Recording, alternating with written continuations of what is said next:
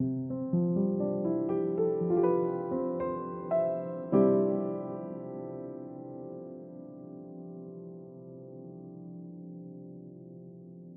Esther Duflo, chers élèves, chers collègues, nous avons le plaisir de nous retrouver pour une rencontre et des échanges entre la professeure Esther Duflo, que nous remercions tous chaleureusement pour son intérêt et sa disponibilité, et donc vous, les élèves de terminale de la spécialité sciences économiques et sociales du lycée François Arago de Villeneuve-Saint-Georges, qui vous ont lu Esther Duflo ou écouté et ont préparé des questions pour l'entretien.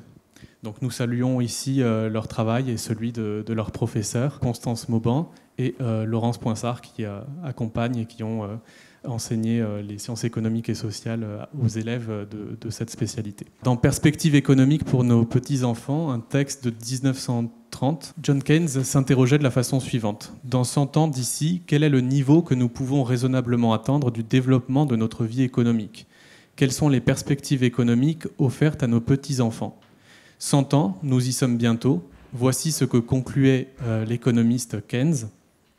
À supposer l'absence de grandes guerres et d'importants progrès démographiques, le problème économique peut être résolu ou que sa solution peut au moins être en vue d'ici à 100 ans. Compte tenu de ce que nous évoquions, de ce que vous évoquez, à propos de ce qui a mal tourné, il est peut-être compliqué de retrouver l'optimisme de Keynes dans la connaissance ailleurs que dans l'espérance, le travail et la volonté. Son dernier paragraphe me rappelle une ancienne vie de l'une de mes deux collègues de sciences économiques et sociales, ainsi que l'invitation à l'humilité, citant Keynes, sur laquelle vous concluiez votre leçon inaugurale « Expérience, science et lutte contre la pauvreté » presque 15 ans après, que je vous invite à voir ou à revoir sur le site du Collège de France ou sur YouTube. Voici ce qu'écrivait Keynes à la fin de ce texte de 1930. Ne nous exagérons pas l'importance du problème économique, ne sacrifions pas à ses nécessités supposées d'autres affaires d'une portée plus grande et plus permanente. Ce problème devrait rester une affaire de spécialistes, tout comme la dentisterie. Si les économistes pouvaient parvenir à se faire considérer comme des gens humbles et compétents, sur le même pied que les dentistes, ce serait merveilleux. Fin de citation. Nous avons eu à cœur de vous solliciter et de travailler à la préparation de cette rencontre pour de nombreuses raisons, parmi lesquelles les thèmes et questions que vous abordez, les multiples relations et correspondances avec ce qui est abordé dans les programmes de SES, la clarté de votre propos et de votre écriture et celle de votre co-auteur, collègue et compagnon Abhijit Banerjee. Tout le sens, enfin, qu'il y avait à proposer à nos élèves de leur proposer de vous lire, de vous écouter, de réfléchir à tout cela, pour préparer la matière d'échange avec vous, pour mieux comprendre un certain nombre de questions. Comme dans Économie utile pour les temps difficiles, pour des temps difficiles, il s'agira souvent de parler de ce qui a mal tourné. Les inégalités explosent, les désastres politiques et les catastrophes environnementales menacent de toutes parts, etc. Et comprendre pourquoi, mais aussi de montrer tout ce qui peut aller dans le bon sens.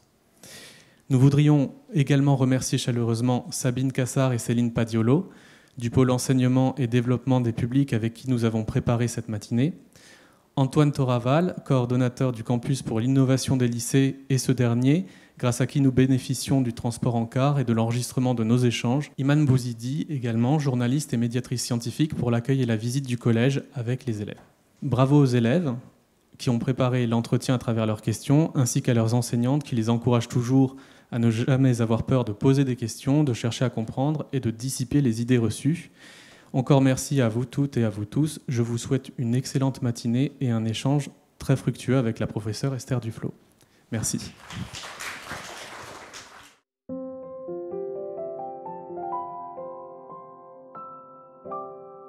Bonjour à toutes, bonjour à tous. Donc j'ai dit que je ne voulais pas vraiment faire une conférence pour vous, puisque je préfère répondre à vos questions. Mais je vais juste vous donner quelques petits mots d'introduction sur l'endroit où vous êtes, puis sur moi et sur mon métier. Donc vous êtes au Collège de France.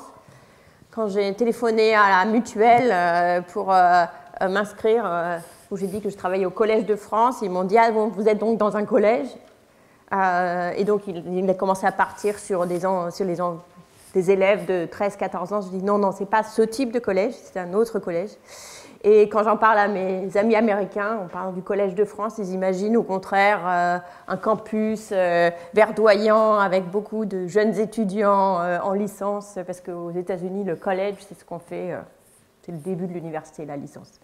En fait, le Collège de France, c'est cette institution étrange où il y a des professeurs, mais il n'y a pas d'étudiants, il y a beaucoup d'élèves, il y a beaucoup de gens qui viennent écouter des cours, mais ils ne sont pas inscrits. N'importe qui peut venir, n'importe quand vous voulez, à n'importe quel cours, une fois, pour tout un cours, pour plusieurs cours d'affilée, pour des choses, des sujets qui vous sont familiers ou des sujets qui ne sont pas du tout familiers.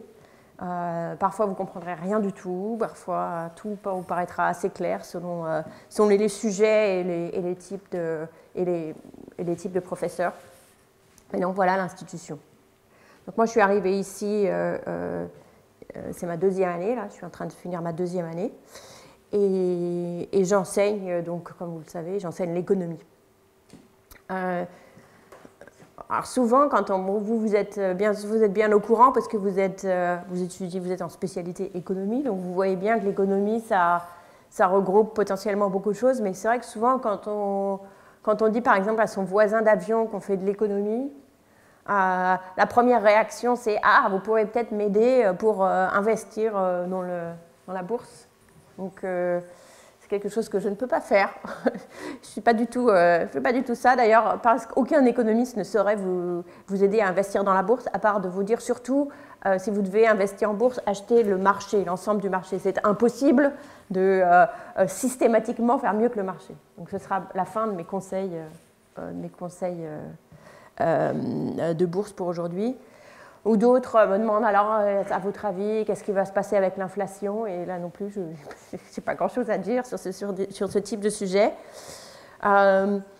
Où les gens peuvent me regarder un peu de travers en pensant que tout ce que je fais, c'est d'écrire des équations et d'essayer de réduire les gens en équations. Et ce n'est pas non plus ce que je fais. Donc, en fait, c'est très varié. Comme, les sujets que les économistes étudient sont très, très divers. Beaucoup plus divers qu'on en a l'impression si on écoute juste les économistes à la télévision.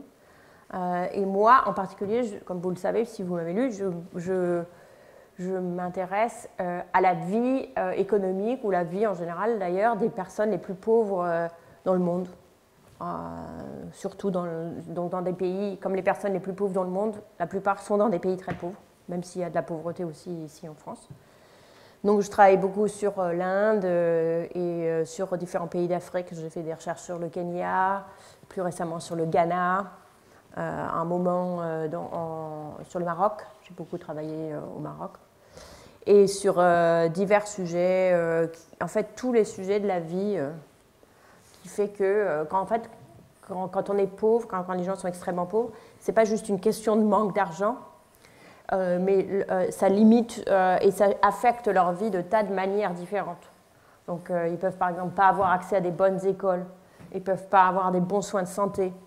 Les femmes, par exemple, peuvent pas avoir le droit de travailler ou la possibilité de travailler. En général, des jeunes gens peuvent vouloir migrer, par exemple, soit dans un autre pays, soit dans une autre ville, et pas être capable de le faire, pas pouvoir le faire, soit parce qu'ils n'ont pas d'argent, soit parce qu'il y a des barrières à le faire. Donc, en fait, en quelque sorte, être pauvre, c'est pas être capable c'est avoir des barrières qui empêchent de se réaliser, des barrières extérieures qui empêchent de se réaliser complètement dans toutes ses capacités d'humain. C'était la définition que donnait le philosophe et économiste Amartya Sen. Et face à ça, moi, mon travail, c'est très pratique, vraiment, à cette idée pour reprendre cette idée de dentiste. Moi, souvent, j'emploie plutôt l'image de plombier. Et c'est de dire comment on va faire pour régler ces problèmes un par un. En fait, il y a plein de gens et d'institutions qui essayent de s'attacher à ces problèmes. Par exemple, les gouvernements construisent des écoles pour que les enfants puissent aller à l'école.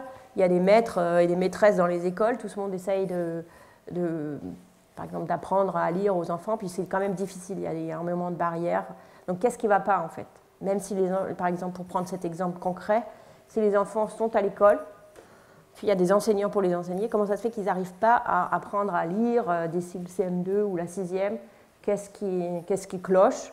Et si on a une idée de ce qui cloche, ben on peut essayer cette idée et on peut voir si ça marche. Et la manière dont moi j'essaye de voir si ça marche, c'est de tester les idées sur le terrain avec la même rigueur qu'on teste des nouveaux médicaments, des nouveaux vaccins en médecine. Donc par exemple, si quelqu'un se dit non, le problème des écoles, c'est qu'il n'y a pas de manuel scolaire dans les écoles. Si seulement il y avait des manuels scolaires, les enfants pourraient apprendre mieux. On peut dire très bien, ben on va essayer ça. Voilà, on va prendre 200 écoles. Il n'y en a aucune qui ont des manuels scolaires. Dans la moitié choisie complètement au hasard, on peut donner des manuels scolaires. Et ensuite, on attend, on laisse passer 6 mois par exemple, puis on fait un test aux enfants, là où il y a les manuels et là où il n'y en a pas, et on voit s'il y a une différence. On pourrait se dire, voilà, c'est évident que ça fait une différence. S'ils n'avaient pas de manuels scolaires, que maintenant ils en ont, ça doit forcément améliorer. Et ce qui est frappant, par exemple, dans cet exemple-là, c'est qu'en fait, non. Quand on donne juste des manuels scolaires, c'était une des premières expériences de ce type qui a été faite au Kenya, où les enfants ont reçu des manuels scolaires, et à la fin, leur connaissance n'était pas améliorée. Donc après, du coup, déjà, on se dit, ah bah zut, alors les intuitions qu'on avait, qui avaient l'air complètement évidentes, elles ne sont pas forcément vraies. Ça, c'est peut-être la leçon la plus importante. Et la deuxième, c'est, ok, comment ça se fait que ça n'a pas marché? Qu'est-ce qu'il y a d'autre comme problème?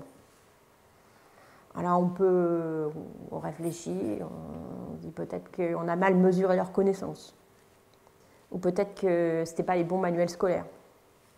Ou peut-être que en fait, les manuels scolaires sont restés bien empaquetés et dans les placards parce que les enseignants avaient peur que les enfants les abîment. Donc on essaye de résoudre, on répond à toutes ces questions en regardant bien ce qui se passe sur le terrain et puis pour essayer de comprendre quel est le problème. Alors là, en l'occurrence, le problème des manuels scolaires, c'est que c'était au Kenya, donc la langue d'enseignement, c'est l'anglais. Donc naturellement, les manuels scolaires sont en anglais. Sauf que l'anglais, en fait, c'est pour ces enfants, c'est la 3e langue, puisqu'ils parlent leur langue de leur groupe, de leur région. Ensuite, ils parlent le swahili, qui est la langue d'usage au Kenya que tout le monde parle. Et ensuite, l'anglais comme 3e langue. D'ici, quand ils auront grandi, ils auront tous appris l'anglais. Mais à 9-10 ans, en fait, ils ne parlent pas anglais. Donc, leur donner des manuels scolaires en anglais, en fait, ça ne fait aucune différence. Sauf s'il se trouvait qu'ils étaient déjà dans des familles très branchées sur l'école, qui leur parlaient déjà en anglais. Et donc, en fait, ça n'aidait que les enfants qui étaient déjà en position favorable. Donc, au lieu d'aider à réduire les inégalités, de donner des manuels scolaires en anglais dans les écoles, ça les augmente. Quelque chose qu'on n'aurait pas vraiment, auquel les promoteurs du programme n'avaient pas pensé, personne n'avait pensé, avant de voir les résultats. Et ça, c'est un petit peu ce que je trouve souvent dans mon travail, c'est qu'on a beaucoup d'évidence, on a beaucoup de ce que Durkheim appelle les idées des prénotions, on a beaucoup d'idées qui, on ne les voit même pas, mais c'est comme des lunettes qu'on a qui nous aident à lire, avec lesquelles on appréhende tout le réel. Et en fait, en confrontant ces idées sous la forme de programmes, de voir si les programmes marchent, on peut peu à peu arriver à se défaire de ces préjugés. Il y en a de toutes sortes. Et arriver à définir des interventions et des politiques, etc., qui sont plus utiles, du coup. En plus de mieux comprendre les personnes qu'on a en face de soi. D'abord, merci d'être venu. L'offre initiale, c'était que ce soit moi qui vienne à Villeneuve-Saint-Georges. Puis je me suis dit, en fait, ce serait vraiment mieux si c'est eux qui venaient ici. Comme ça, vous pourrez voir un petit peu du collège, et puis, si vous avez le temps, un petit peu de Paris en même temps. Mais quand même, merci d'avoir fait le déplacement. En plus, vous êtes en terminale, vous êtes occupés. Donc, je prends pas ça comme une évidence. Je suis contente que vous soyez là. Donc, j'avais envie d'entendre vos voix plutôt que de faire que vous parlez.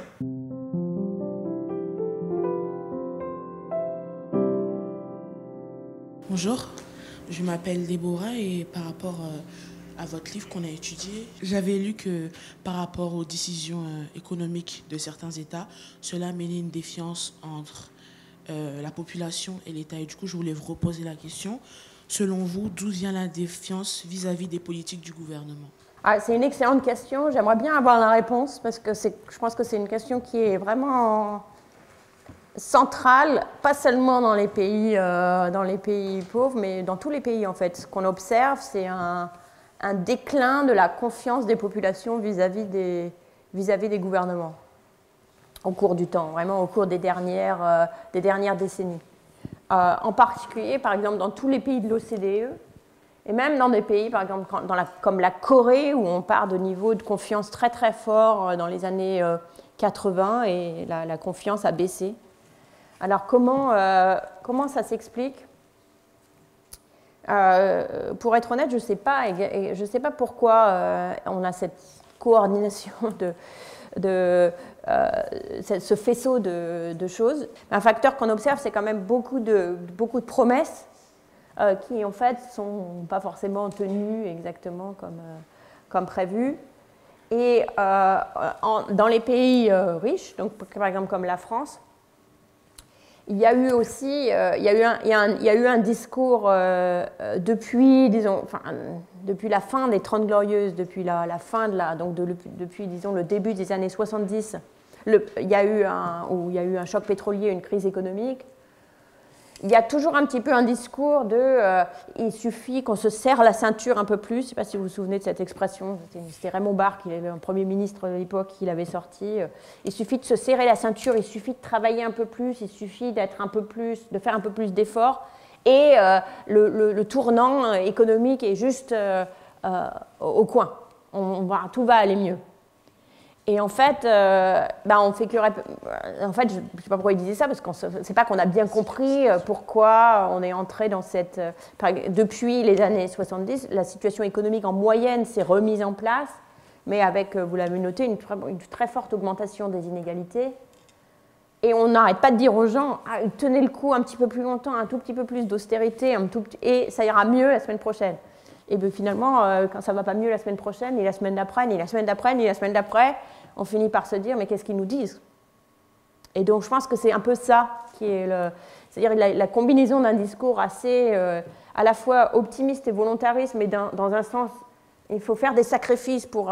et on en revient quand même souvent à l'idée que si seulement les gens travaillaient un petit peu plus dur, tout irait mieux. Or, clairement, il n'y a pas que ça qui pose problème.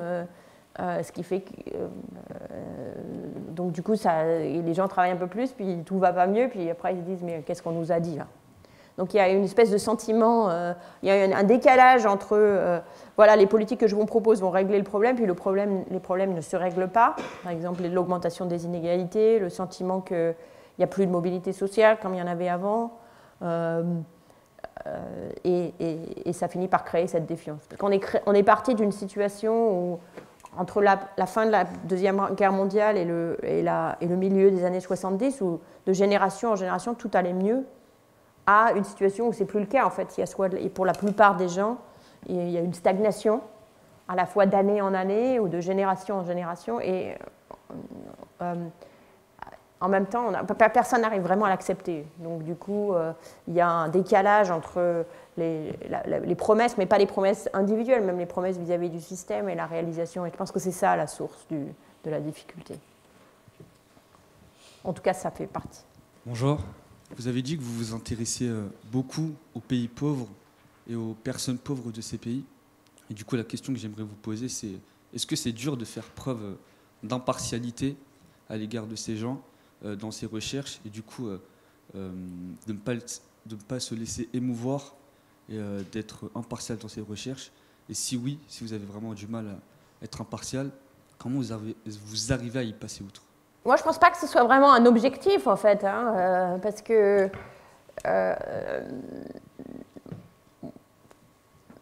en quelque sorte, quand même, ce qui me propulse, ce qui fait que je me réveille le matin, que je travaille avec enthousiasme, etc., c'est justement, en fait, c'est de l'émotion. Parce que, et depuis toujours, en fait, parce que c'était vraiment un moment où j'ai décidé, enfin, quand j'étais vraiment petite, quand j'avais, disons, 9-10 ans, et que j'ai vu, en fait, les premières photos d'enfants qui cherchaient de petites filles, les premières photos de petites filles qui allaient chercher de l'eau très loin, parce que Ma mère était médecin et elle passait du temps dans des pays où les enfants étaient victimes, où il y avait des guerres civiles. Donc bon, elle était allée chez les Sahraouis et elle est revenue en montrant des photos d'enfants qui allaient chercher de l'eau loin, parce que le Sahara c'est sec, donc l'eau est loin. Et j'étais vraiment extrêmement émue et extrêmement choquée. Et choquée en quelque sorte du contraste entre ma vie et cette vie. Et puis un petit peu plus tard, j'ai vu dans un magazine une photo d'un garçon d'une dizaine d'années, torse nu, avec des balles de Kalachnikov en bandoulière comme ça. Et ça aussi, ça m'a vraiment choquée et ça m'a vraiment émue. Et je me suis dit, au sujet de cette première photo, puis cette deuxième, puis d'autres, comment ça se fait, enfin, comment je justifie ma vie d'être née à Asnières-sur-Seine, c'est là où je suis née, dans une famille, disons, de classe moyenne, confortable, où j'ouvre l'eau, j'ouvre le robinet, il y a de l'eau, où personne ne me demande de porter une Kalachnikov. Alors que c'est juste par hasard, j'aurais pu être... Enfin, j'avais cette idée que c'était une espèce d'hasard cosmique qui dit où on est. Et je trouvais que ça me donnait vraiment... Enfin, donc au départ, c'est vraiment une émotion et ça me donnait une responsabilité très forte. Et je sais, pendant très longtemps, je n'ai pas su du tout quoi en faire. Parce que je ne savais pas comment... Ma seule chose dont j'étais persuadée, c'est que je ne voulais pas être médecin comme ma mère. Donc sinon, ça aurait été un chemin impossible. Mais du coup, je ne savais pas quoi faire, mais il y avait toujours cette émotion. Et cette émotion, je l'ai toujours. Elle me propulse. Donc je ne pense pas qu'il faut s'en garder. Et après, dans le travail individuel aussi. Mais la vérité, c'est quand on va sur le terrain, enfin, souvent, justement, quand on n'est jamais allé dans des pays pauvres, on a l'impression que les personnes qui vivent dans la pauvreté sont complètement... sont dans un état de désespération totale. Un peu comme ce que j'avais vu, comme ces photos que j'avais vues. Mais la vérité, c'est que les gens qui vivent dans la pauvreté... Bon, des fois, ils sont malheureux, des fois, ils sont heureux, ils ont des problèmes, mais c'est pas... Quand on va dans un village, les gens font leur truc, quoi. Ils sont actifs, ils font des tas de machins, ils font... Bon, c'est vrai que je ne travaille pas dans des endroits comme des camps de réfugiés, etc. Peut-être que là, j'aurais du mal. Mais on va dans un village en Inde ou en Afrique, les gens vivent leur vie, quoi. Il n'y a pas de... Ils ne sont pas supérieurs, ils ne sont pas inférieurs. Et après, on peut avoir des émotions individuelles. Et il y a toujours cette émotion viscérale, disons, qui est avec moi. Et je ne pense pas que ça gêne ma recherche, parce qu'après, en fait, nous, ce qu'on fait, c'est qu'on collecte des tonnes et des tonnes de données. Donc après, moi, ma recherche, elle n'est jamais basée sur ce que je pense individuellement d'une situation que j'ai rencontrée.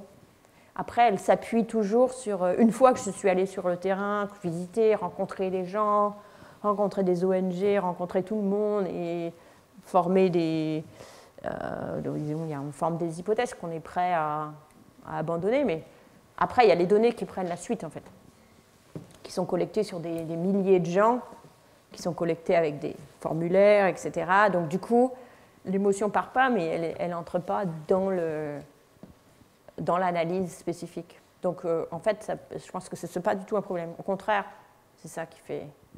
Je pense que c'est très difficile, en fait, d'être quel que soit le travail que vous choisissez, quelle que soit la voie que vous choisissez, c'est très difficile d'être motivé tout le temps s'il n'y a pas un peu d'émotion derrière. Donc là, dans mon travail, c'est la même chose, et j'espère que vous trouverez quelque chose à faire qui ait cette même émotion. Bonjour, je m'appelle Shobi. Je vais poser ces questions en anglais parce que mon français c'est trop mal.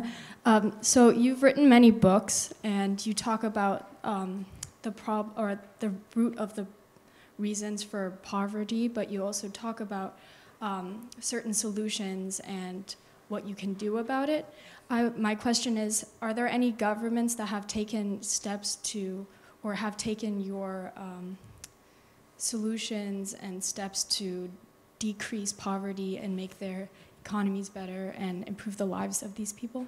Donc elle demande, j'ai écrit des livres, des articles, etc. pour parler de solutions, de problèmes de gens qui vivent dans la pauvreté.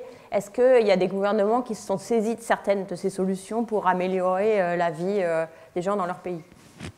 Donc la réponse à cette question, c'est oui.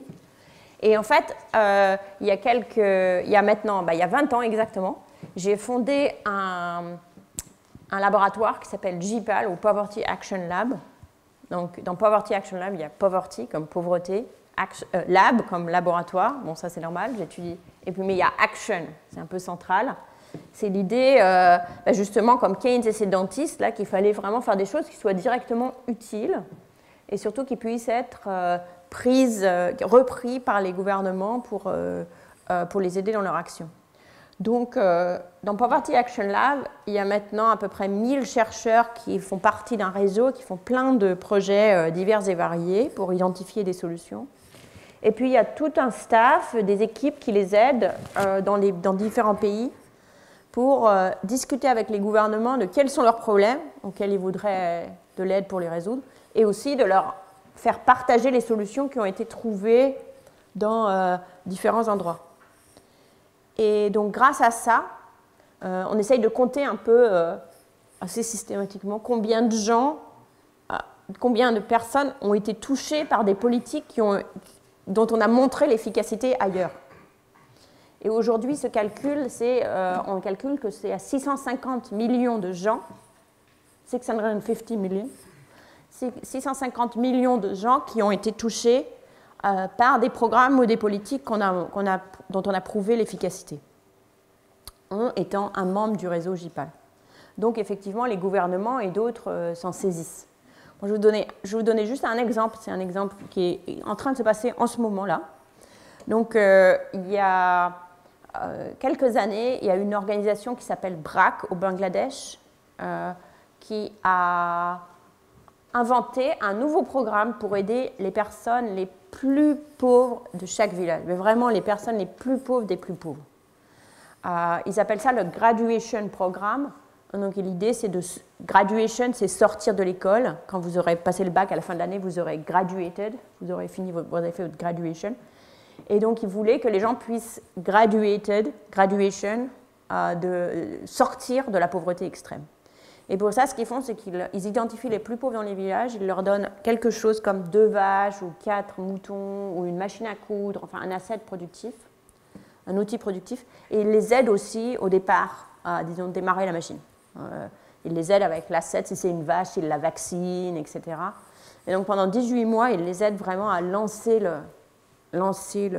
programme, et puis après, ils se débrouillent. Et donc, ce programme a été étudié dans 7 pays avec des expériences. Moi, j'ai fait partie d'une expérience en Inde. On les a suivis au cours du temps. Ça fait maintenant 15 ans, mais à 10 ans, on a notre dernier survey. Et on montre que, effectivement, ceux qui ont bénéficié du programme sont sortis de la pauvreté de manière durable. Et donc maintenant, aujourd'hui, cette idée a été reprise en main par plusieurs gouvernements. Il y a une quinzaine de gouvernements dans le monde qui essayent de mettre en place ce programme, mais dans la politique gouvernementale, dont par exemple en Inde, au Bihar, dans l'état du Bihar, il y a 200 000 familles qui sont touchées, donc près d'1 million de personnes.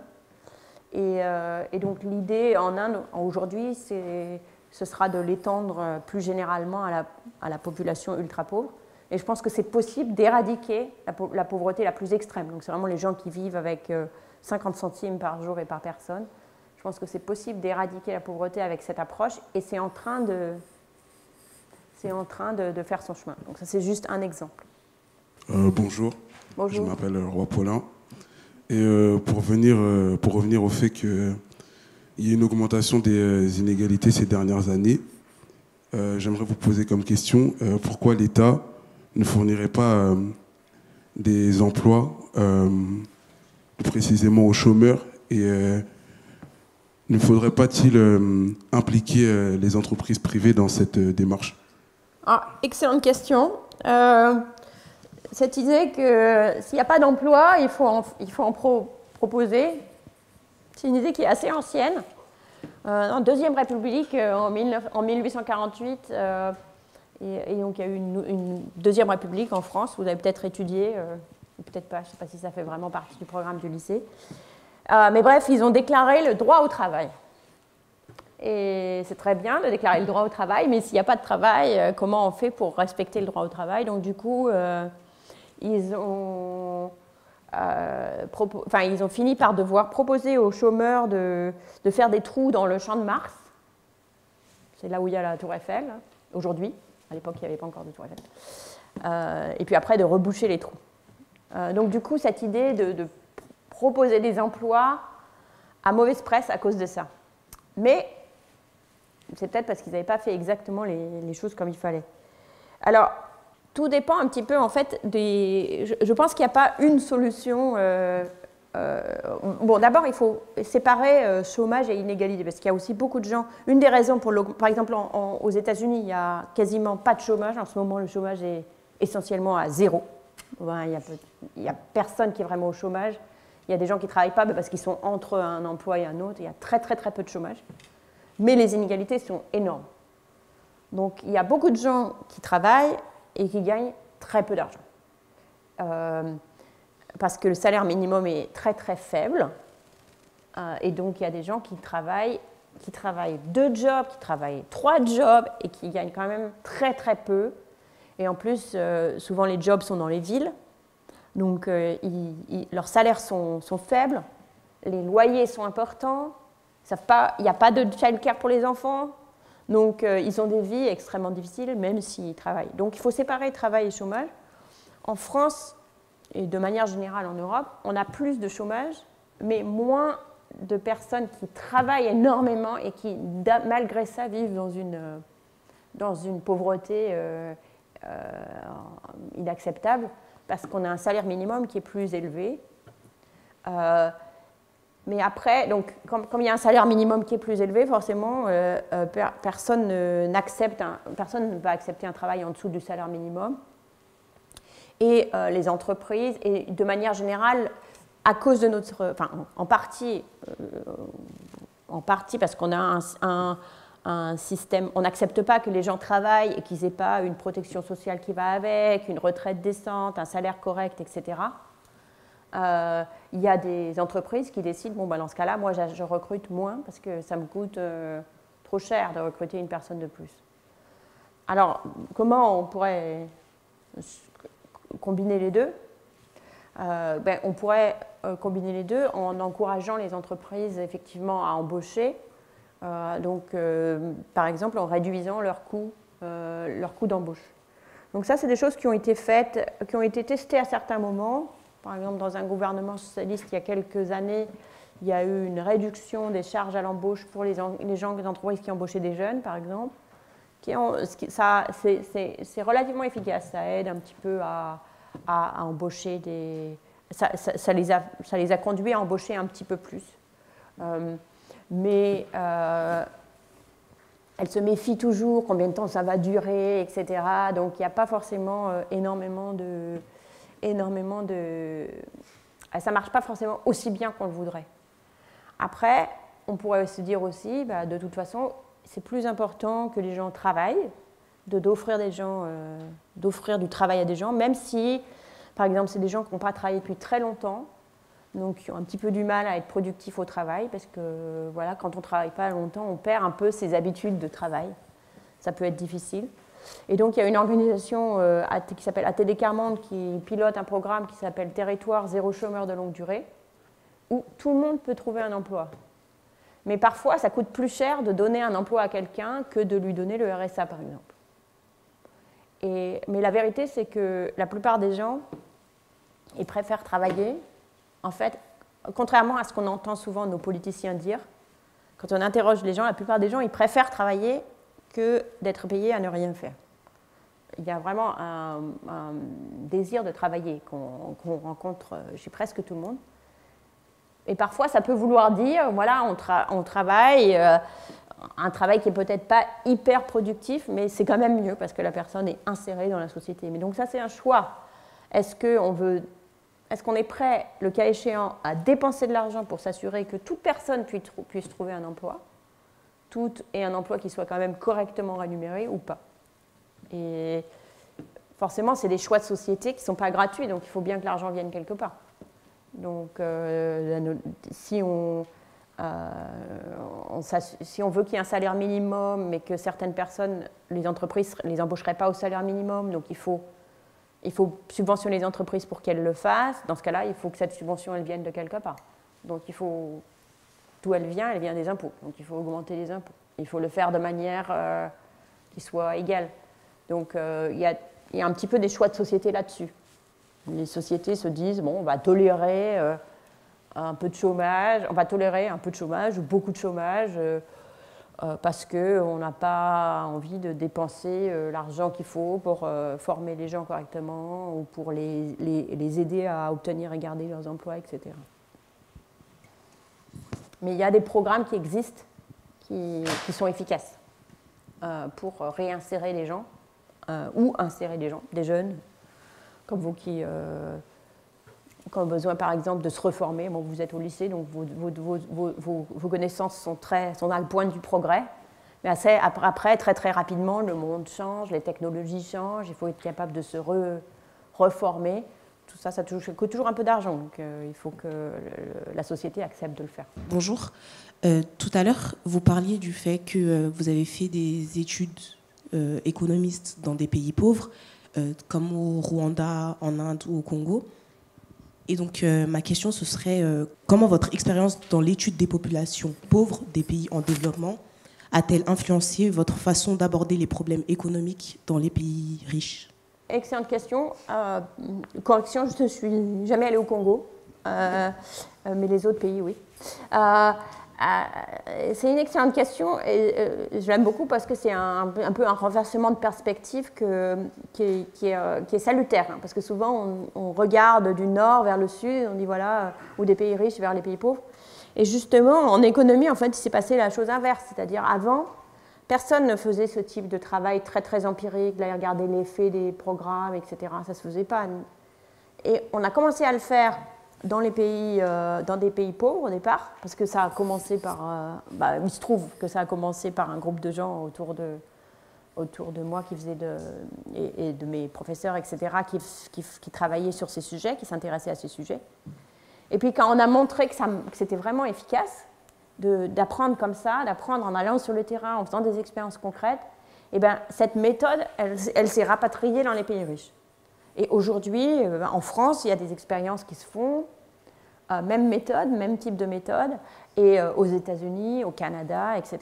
Donc, du point de vue de la méthode, en fait, c'est une méthode qui a été développée originellement dans les pays pauvres, qui est remontée dans les pays riches. Donc, c'est peut-être ça l'enseignement le plus important. C'est que ce pragmatisme qu'on a découvert dans les pays pauvres, on peut aussi le mettre en œuvre, et aujourd'hui, il est mis en œuvre dans les pays riches. Après, pour les leçons, du coup, on apprend aussi un petit peu le même genre de leçons pragmatiques, c'est-à-dire à quel point on peut assez facilement se tromper, on peut pas voir on peut avoir des œillères qui empêchent de vraiment comprendre comment les gens vivent. Par exemple, cette idée que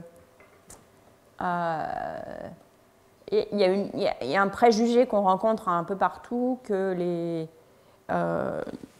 les personnes pauvres, si on est trop généreuse avec les personnes qui sont dans la pauvreté, par exemple, si on leur donne un revenu où ils n'ont pas besoin de travailler, juste un peu comme le RSA par exemple, du coup ils ne vont pas rechercher un emploi. C'est une idée qui est vraiment très ancrée dans la tête de beaucoup de gens. Et on a commencé par montrer que d'abord dans les pays pauvres que ce n'était pas vrai. Qu'au contraire, qu'on pouvait donner aux gens, quand la protection sociale se développait, ça ne rendait pas les gens moins susceptibles de travailler, au contraire. Et en fait, après, une fois que ça s'est développé, cette leçon est venue dans les pays pauvres, on s'est dit, c'est peut-être pareil dans les pays riches aussi. En fait, peut-être qu'on ne devrait pas trop s'inquiéter d'aider les gens. Et en fait, c'est vrai aussi dans les pays riches. Donc ça, c'est une leçon, par exemple, qui est venue du nord vers le sud.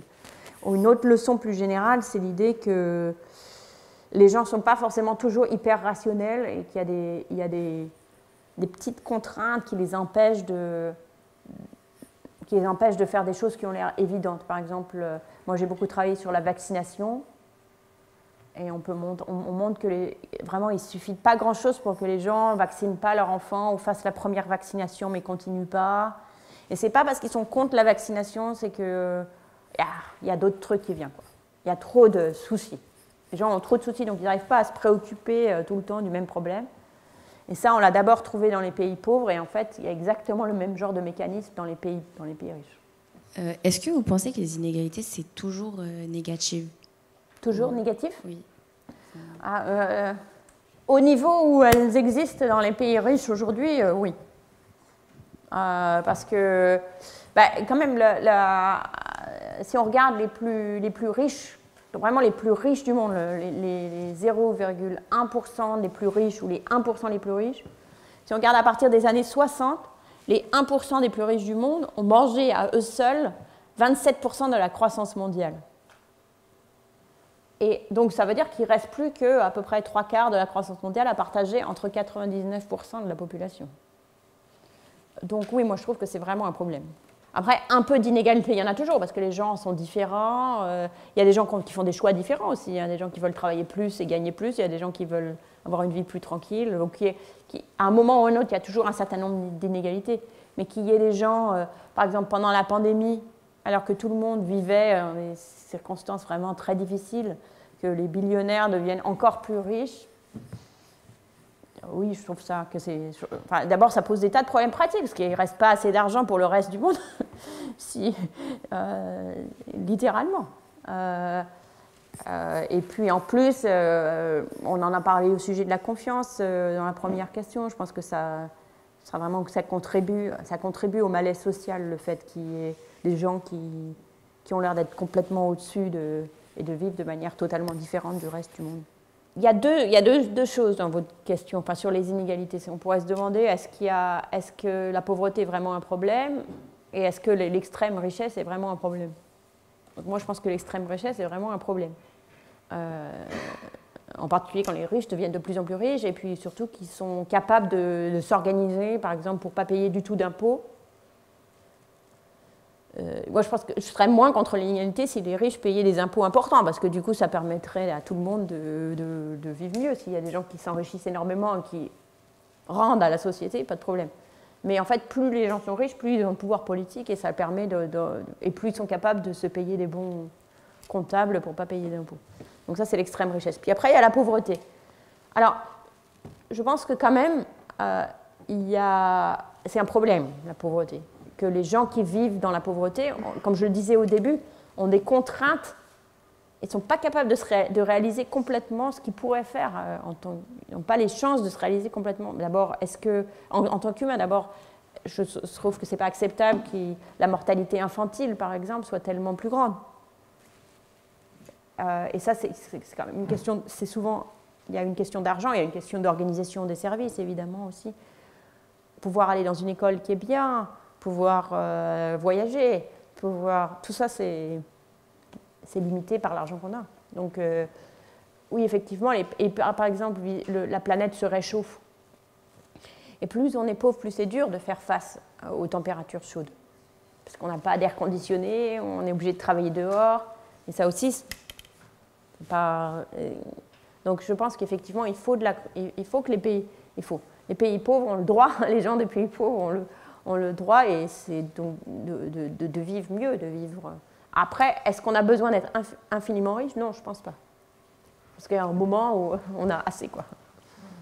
Moi, j'aimerais savoir, est-ce que vous pensez que si on aide les entreprises à se développer à l'international, dans des pays, par exemple, émergents, est-ce que ça aurait un grand impact sur les pauvres de ces pays-là? C'est un des sujets qui est le plus à la mode dans un bon sens, hein, qu'il y a plein de gens qui travaillent exactement là-dessus.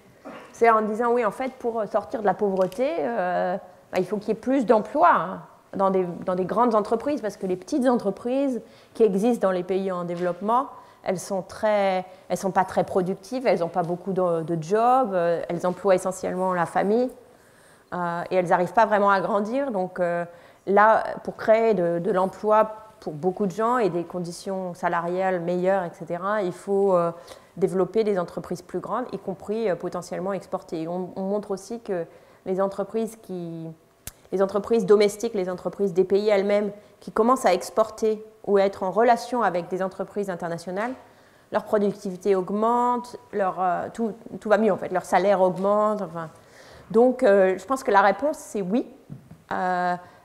Mais c'est assez difficile. Il faut parce que, à la fois, localement, il faut créer les bonnes conditions pour ces entreprises et il faut aussi que ces entreprises n'emploient pas des normes différentes dans ces pays-là. Par exemple, si elles vont s'installer en Éthiopie, il y a beaucoup d'entreprises en Éthiopie. Il y a des zones industrielles, il y a beaucoup d'entreprises industrielles.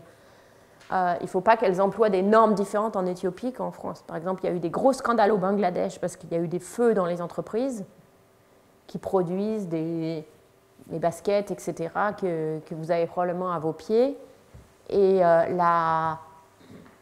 c'était produit par des entreprises bangladeshis, mais en rapport avec des marques internationales et clairement en respectant pas du tout les normes.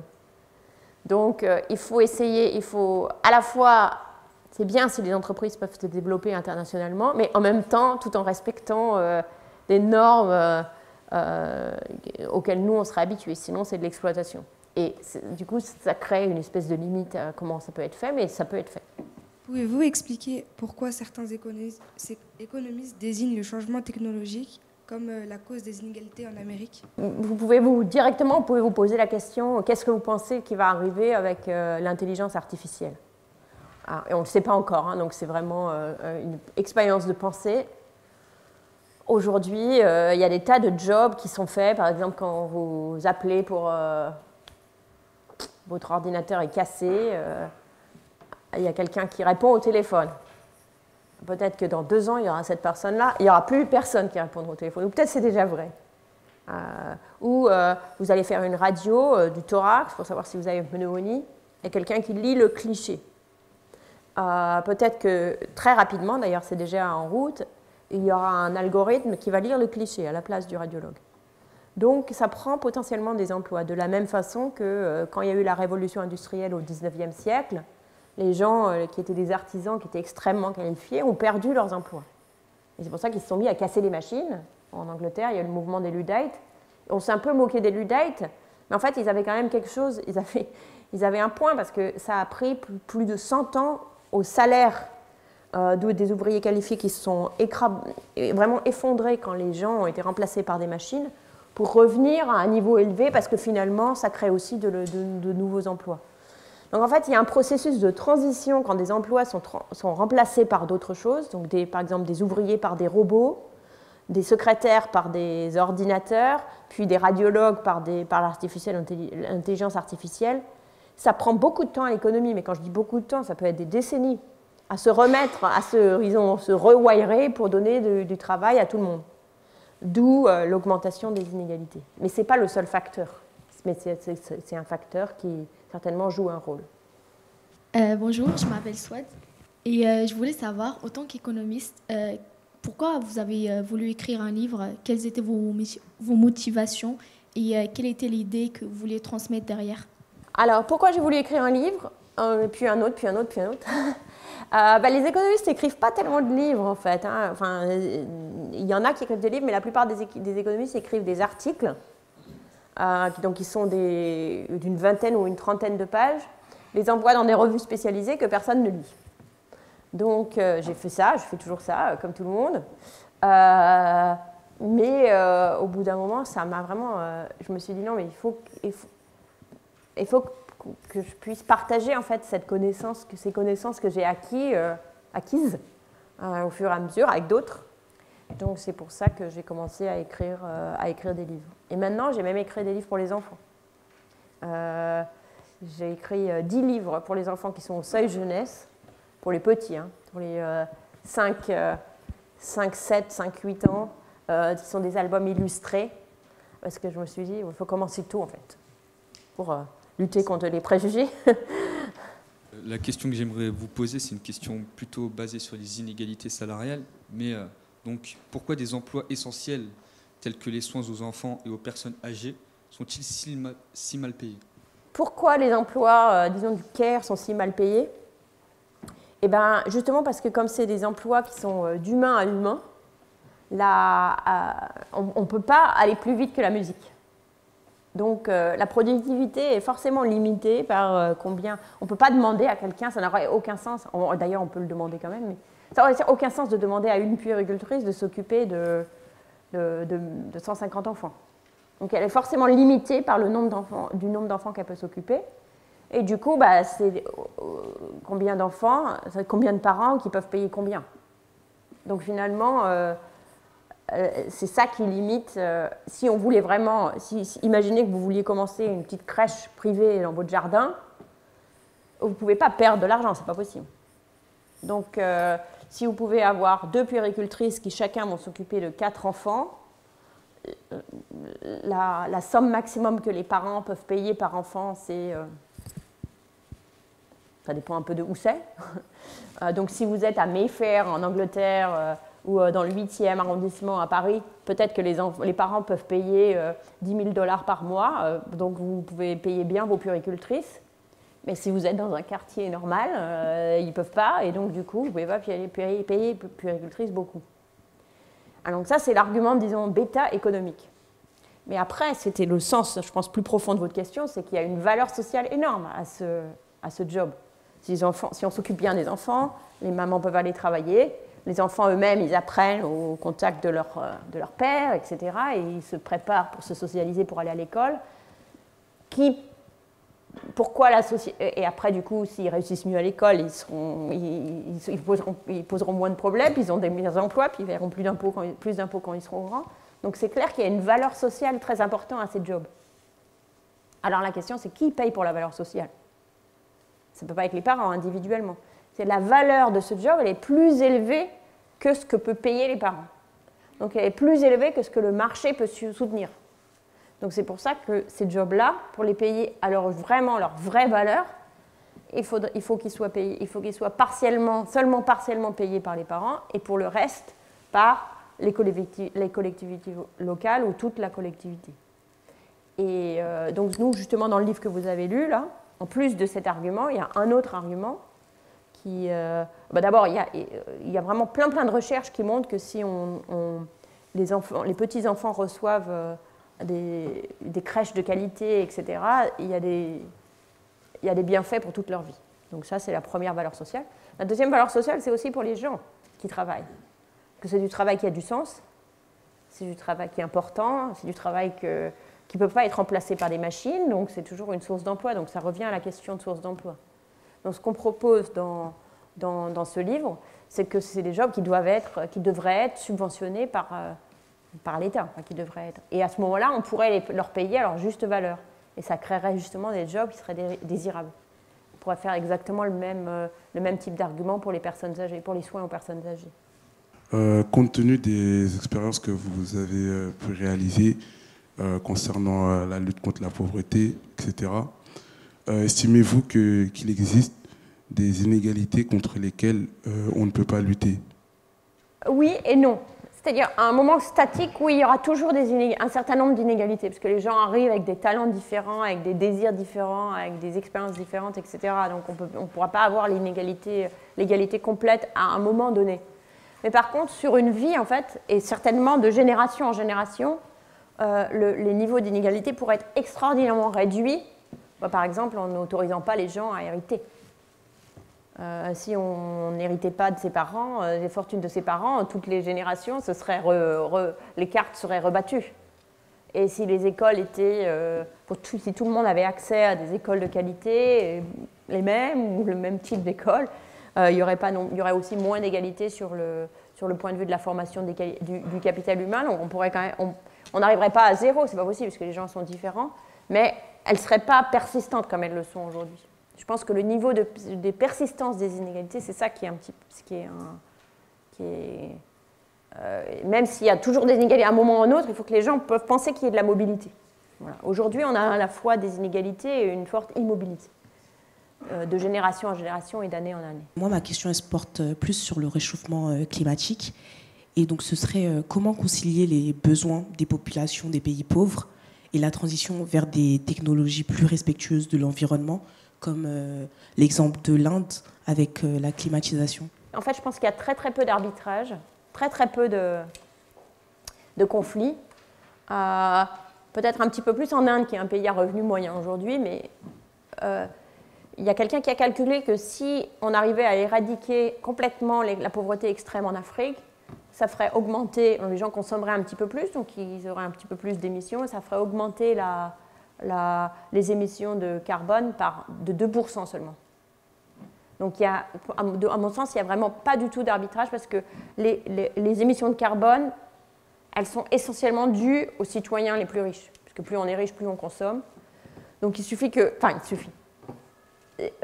L'effort de réduire les émissions, elles viennent forcément des citoyens riches. Elles doivent venir des citoyens riches, parce que c'est là où il y a les émissions. Donc, en particulier, les pays riches. Il y a aussi des citoyens riches dans les pays pauvres, comme par exemple en Inde, mais c'est vraiment là que l'effort doit porter. Au contraire, les personnes les plus pauvres, elles doivent augmenter leur consommation, en particulier pour se prévenir du changement climatique, mais aussi juste pour vivre mieux. Et donc, leurs émissions peuvent augmenter.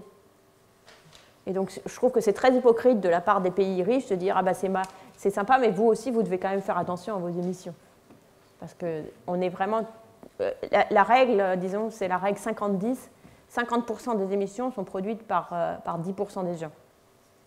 Et dans l'autre sens, ça marche aussi. 50% des gens ne produisent que 10% des émissions. Donc, c'est clair que c'est chez les 10% qui émettent plus qu'il faut trouver les économies. Dans le parti commerce international, s'appelle Kiyatin dans un nom. Vous avez une idée que les entreprises des pays émergents ont du mal à exporter car ils sont inconnus et les acheteurs internationaux sont réticents à prendre des risques. Et ma question est comment peut-on aider des entreprises à se développer à l'international et à se construire une réputation? Excellente question, et c'est pas facile parce que justement, en fait, il y a des énormes effets de réputation et il y a dans le doute, on va toujours là où il y a le plus où on a l'habitude, quoi. Mais il y a quand même eu des zones et donc par exemple, j'ai un collègue qui a travaillé sur l'Égypte et essayé de travailler avec des fabricants de tapis en Égypte pour les mettre en connexion avec des marques comme Ikea, par exemple, ou des marques de ce type-là, pour qu'ils achètent leurs tapis, pour qu'ils vendent leurs tapis. Et ça leur a pris énormément de temps, mais vraiment des années, avant de trouver des acheteurs qui veulent bien essayer. Parce qu'ils ne voulaient pas prendre de risques, justement.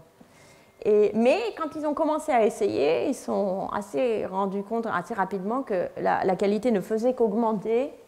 Et on peut comme ça, si on arrive à amorcer la pompe, on peut déclencher quelque chose. Le problème, c'est l'intérêt de qui d'amorcer la pompe?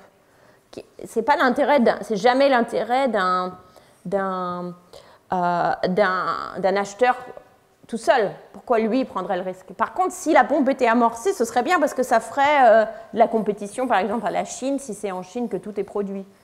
Pendant la crise du Covid, comme il y a eu des grosses ruptures d'approvisionnement venant de Chine au départ, ça a permis, en fait, ça a donné un petit peu de ballon d'oxygène à d'autres pays qui ont pu se lancer dans cette course, donc, comme par exemple le Vietnam, le Cambodge, etc., qui se sont mis tout d'un coup à produire des pièces, par exemple, pour l'industrie automobile. Les Japonais, par exemple, les chambres de commerce japonais, ils sont allés en groupe pour essayer d'investir, donc créer des chaînes alternatives de production dans d'autres pays, parce qu'ils se sont rendus compte à la faveur du Covid que c'était plus pratique d'avoir des gens qui pouvaient leur vendre des trucs venant du monde entier, parce qu'on ne sait jamais quel endroit va être soumis à une crise.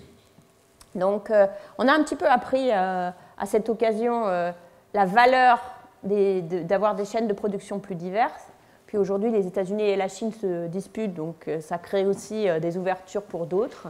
En fait, il faut qu'il y ait un effort collectif pour développer ces nouveaux marchés, ces nouveaux bassins d'approvisionnement, parce qu'il faut accepter de prendre le risque que ça marche ou que ça ne marche pas, et qu'il y a un côté, ce qu'on appelle en jargon d'économiste, une externalité. C'est-à-dire, si j'apprends que votre usine de boulons, elle produit des super bons boulons, c'est utile pour moi, mais c'est utile pour tous ceux qui veulent acheter des boulons.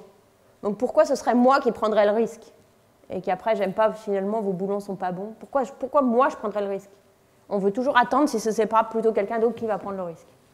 Et en fait, c'est justement soit des efforts systématiques de chambres de commerce, de groupes d'industrie, soit même comme politique de développement, par exemple, l'Agence française de développement ou USAID, ils ont des bureaux pour aider d'autres pays à développer leur industrie d'exportation. Bonjour. En lisant votre livre « Économie utile pour les temps difficiles », j'avais une question sur la croissance. Quels seraient les effets sur la croissance d'une baisse des impôts pour les plus modestes et la classe moyenne, alors qu'on les augmenterait pour les plus riches? Et est-ce que justement, en faisant ça, on ne s'expose pas à plus de fraude fiscale qui, on estime aujourd'hui qu'elle s'élève à plus de dizaines de milliers de milliards d'euros par an?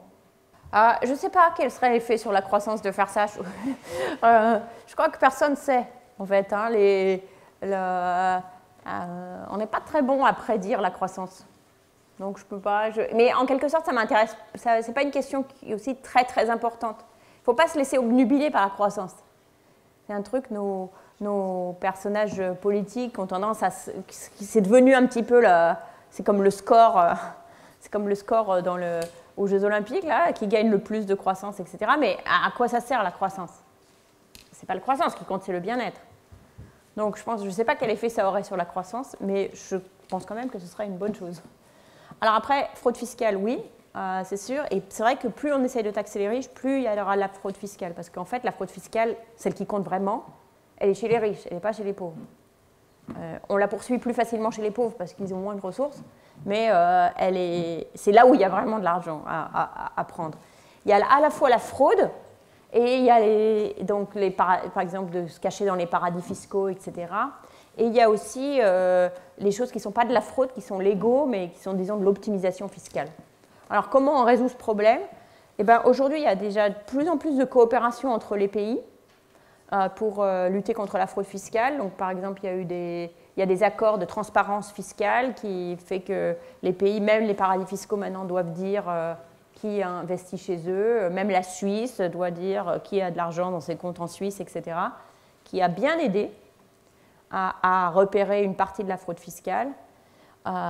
Et aujourd'hui, avec la présidence brésilienne du G20, qui veut insister sur lutter contre la pauvreté et les inégalités, ils ont proposé une taxe minimale mondiale sur les milliardaires qui permettrait donc de réduire énormément l'optimisation fiscale au sommet, puisqu'aujourd'hui, les milliardaires vont essayer de déplacer leur fortune à des endroits où elle est moins financée, où elle est moins taxée. Mais si il y avait une taxe uniforme dans tous les pays, ce serait un trou, disons, pas une possibilité d'optimisation fiscale en moins. Mais c'est un gros sujet, un sujet sur lequel travaille Gabriel Zucman, par exemple, à l'École d'économie de Paris, et un sujet très important. Bonjour madame, moi ce serait pour poser une question, en fait, est-ce que, en aucun cas je manque de respect à votre expérience, mais est-ce que dans certains cas on ne peut pas parler d'un point de vue social, de inégalité, lorsque vous avez donné 100, on va dire, à 100 écoles des manuels, l'autre 100 écoles, est-ce que finalement on peut pas dire que si l'expérience avait marché, ça aurait augmenté les inégalités dans le pays en gros? Temporairement, mais si on avait trouvé que ça avait marché, du coup on aurait pu étendre ce programme à toutes les écoles du pays. On aurait eu une raison il y aurait eu une preuve de dire, regardez, c'est hyper efficace de donner des manuels, donc donner des manuels dans les écoles. Et en particulier, quand quelque chose marche, on peut immédiatement, en général, ce qu'on fait, c'est qu'on l'étend immédiatement au groupe de contrôle juste après. Donc effectivement, pendant un an, il y a une situation différente dans un groupe d'école par rapport à l'autre, mais après, on a une politique utile qui, on l'espère, fait diminuer les inégalités. Ou alors pas. Et justement, en fait, ce qui contribue à augmenter les inégalités et pas réduire la pauvreté, c'est pas avoir de programme efficace qu'on peut mettre en route. Donc c'est pour ça que ça vaut le coup temporairement. Surtout qu'il y a tellement de choses qui ne marchent pas qu'on a beaucoup de doutes quand même. Donc c'est pour ça que c'est ça que je fais. Bonjour, moi j'avais une question par rapport à la croissance économique. On voit qu'avec nos modes de consommation actuels, on est toujours poussé à consommer plus, sauf qu'on voit qu'on a des limites écologiques qui sont bien présentes. Donc est-ce qu'il ne faudrait pas envisager une baisse de croissance au final? En fait, on ne maîtrise pas la croissance. Les économistes sont incapables de vous dire qu'est-ce qui va causer la croissance ou pas causer la croissance, ou causer la décroissance ou pas causer la décroissance. Donc ça ne sert à rien d'être pour la croissance ou pour la décroissance, parce que de toute façon, ce n'est pas quelque chose qu'on maîtrise.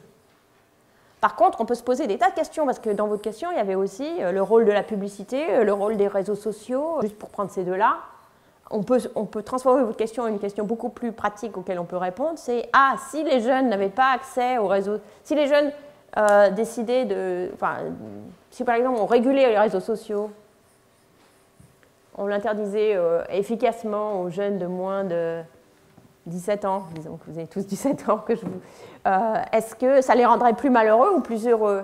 Est-ce que ça diminuerait l'achat de marques ou ça augmenterait l'achat de marques? Est-ce que ça augmenterait la polarisation ou est-ce que ça diminuerait la polarisation?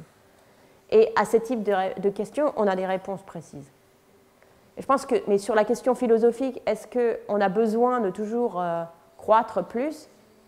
Non, absolument pas. Et justement, le fait de rechercher toujours la croissance alors que une fois que les pays sont très riches, d'abord, c'est plus possible, et puis ça contribue à une espèce de choisir des politiques qui, au contraire, vont faire augmenter les inégalités ou conduisent à d'autres crises économiques. Donc, je pense que dans les pays riches, il n'y a aucun besoin de chercher la croissance, mais bon, on n'a pas non plus besoin d'essayer de viser la décroissance, mais plutôt de se dire qu'est-ce qui nous rend heureux, en fait, et comment l'atteindre. Bonjour. Alors, en fait, c'était pour demander, c'est quoi votre point de vue actuel en France sur la précarité étudiante? En fait, c'est le revers c'est le mauvais côté d'une médaille qui est quand même une bonne médaille, c'est qu'on a accès aux études supérieures qui est en principe à tout le monde. Mais après, il faudrait que ce soit... Donc, par exemple, si on va aux États-Unis, il y a moins de précarité étudiante parce que les étudiants sont tous des gens qui sont déjà riches puisque les études sont tellement chères.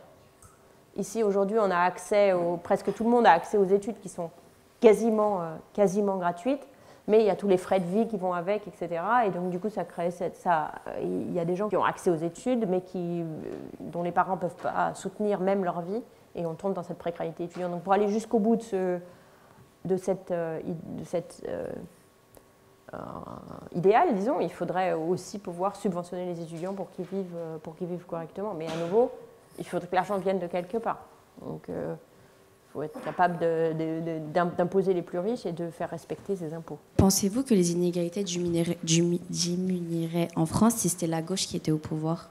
On peut le supposer, parce qu'en tout cas, ce serait l'objectif, mais on n'a pas, c'est un petit peu comme la croissance, on n'a pas vraiment, les gouvernements n'ont pas la main directement sur les inégalités en tant que telles. Donc, je suis prête à parier qu'il y aurait moins de précarité étudiante si la gauche était au pouvoir, parce que la gauche pourrait choisir d'investir, de donner des bourses plus élevées pour les étudiants, d'augmenter l'allocation pour le logement, de donner les repas crous gratuits et corrects, etc., d'avoir plus de logements étudiants. Tout ça, c'est des choses qui sont sous le contrôle d'un gouvernement. Donc, un gouvernement de gauche va avoir tendance à plus investir là-dedans et à augmenter les impôts. Un gouvernement de droite va tendance à diminuer les impôts et pas à investir là-dedans. Donc ça, je peux répondre à cette question de la précarité étudiante peut-être plus directement. Les inégalités, c'est un faisceau de choses, donc assez difficile à changer, par exemple, même dans le cadre d'une administration. Donc, il faut être patient là-dessus. Mais au total, la politique compte. Regardez, l'explosion des inégalités qui a eu lieu aux États-Unis et au Royaume-Uni, c'était pendant la période Reagan-Thatcher. Donc c'est un gouvernement, c'était à l'époque correspondant, disons, à l'ultra-droite, et ils ont mis des mesures en œuvre, comme de casser les syndicats, baisser le minimum, le salaire minimum, déréguler des grosses parties de l'économie, qui ont conduit à un envol des inégalités. C'était volontaire d'ailleurs, hein, c'était assumé. Donc il y a quand même des politiques qui comptent. Merci beaucoup. Merci à vous. Bon voyage de retour à Villeneuve-Saint-Georges.